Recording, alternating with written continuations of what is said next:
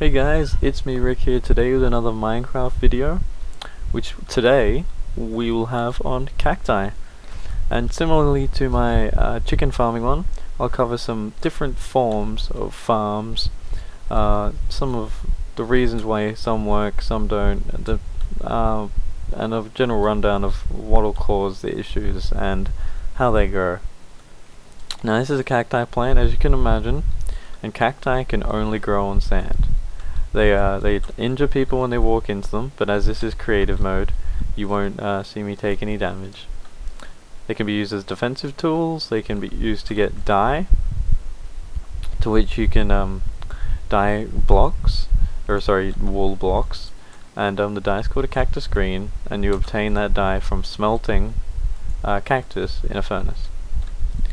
Now, cactuses can only grow in one particular way, which kind of restricts how you can farm them. And as you can see here, the green wool I've used to represent the cactus, and the glass I've decided to use to represent the empty space that is required. Now, you must have these positions where the glass is empty for a cactus to grow. You also require to have sand all around, sand as the main block underneath the cacti, but it doesn't have to be surrounding. So you can have it simply like this and it'll grow perfectly fine. But the second you have a block, say here, the cacti will merely stop growing from that point up. So that piece will still grow, but nothing above it.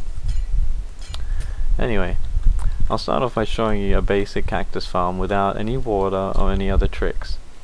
This pretty much here. This system is very efficient, I would like to say. It's one of my favorites just because it's so simple.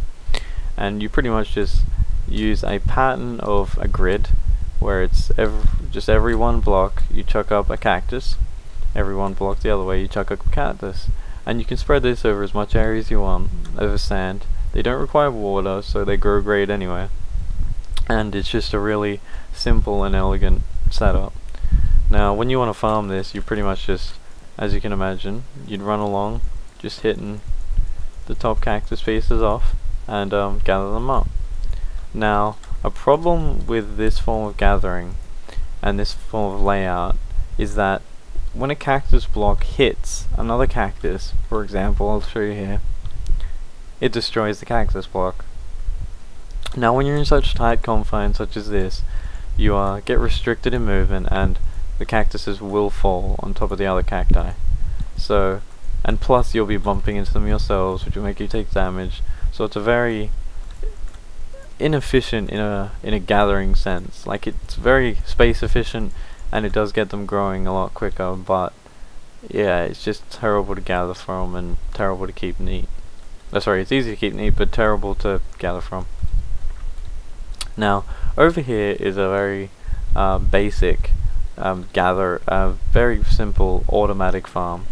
Now in this farm what you've got is you've got your sand blocks still one apart in a grid pattern with the single cactus, but in between each you've got a stone block. Now as I showed you over there, they need to have this empty space here. Sorry, they need to have this empty space here, otherwise they won't be able to grow. Now what this does, it doesn't just stop the development of the plant from that point on. Anytime it tries to build one, it'll merely throw it on the ground below.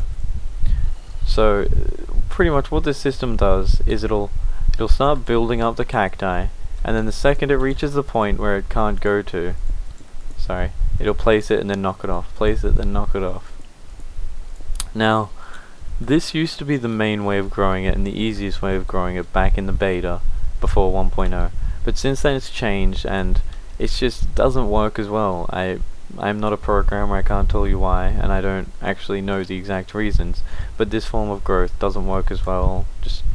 You just can't get cacti from it productively. It's just not worth the time or space. Hey look, spider jockey.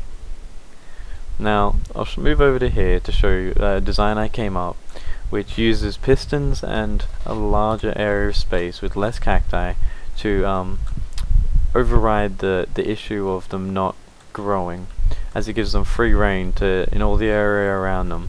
And when you simply want to harvest the harvest the cacti, you hit the switch. And this uses pistons and redstones to move the piston head closer, which fills that airspace that I mentioned over there. It fills that airspace, and the piece of cacti says, oh, I can't be here anymore. And it just knocks itself off. Now, sometimes you get the cactus landing on itself, but this seems to be just an issue that can't be easily dealt with, as the direction a block flies when it breaks is pretty RNG.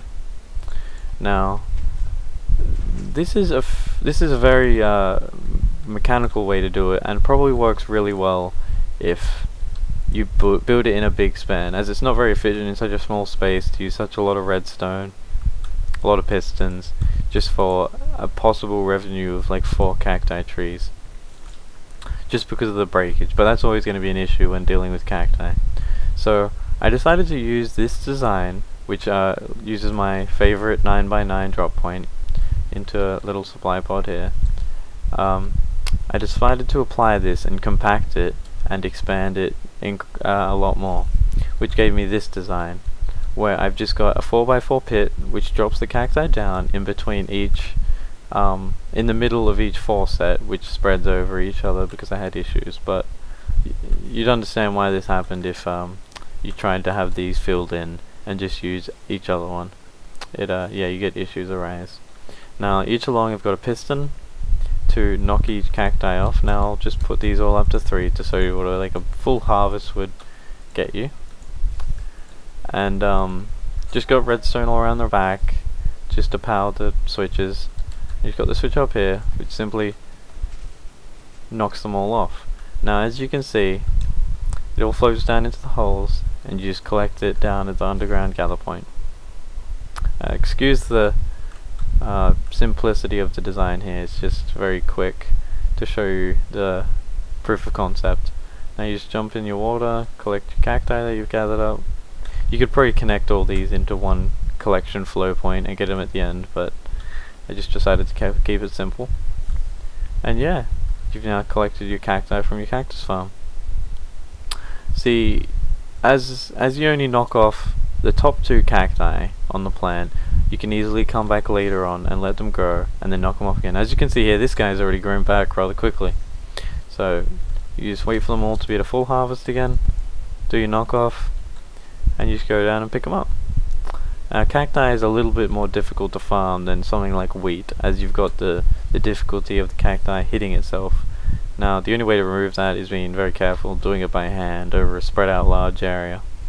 So really you've either got to deal with using a lot of time and a lot of space, or using less space, less time, but less output, in a sense of like a loss to gain ratio. But in the end, I personally believe that it creates a higher bit of output just for the saving you personal time. Thank you. I hope this video has been informative to you. I tried to cover some different designs for cactus farms, including the originals and bare basics to the more advanced and automated options, as this one could be extended out even further, have multiple rows of it, and you could have a massive cactus farm going with all single point collection drops.